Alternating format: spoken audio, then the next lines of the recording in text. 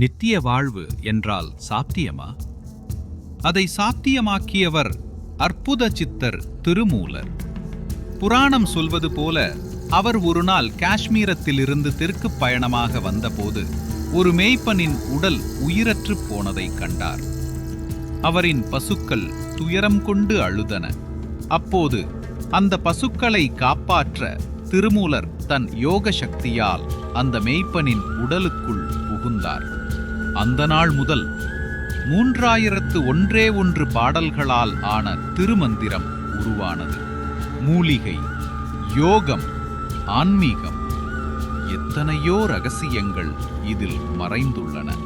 அதனால்தான் இன்று வரை மக்கள் திருமூலரை மரணத்தை வென்ற சித்தார் என்று போற்றுகின்றனர். இப்படி பல மர்மங்களை அறிந்து கொள்ள அடுத்த காணொளியில் சந்திப்போம்.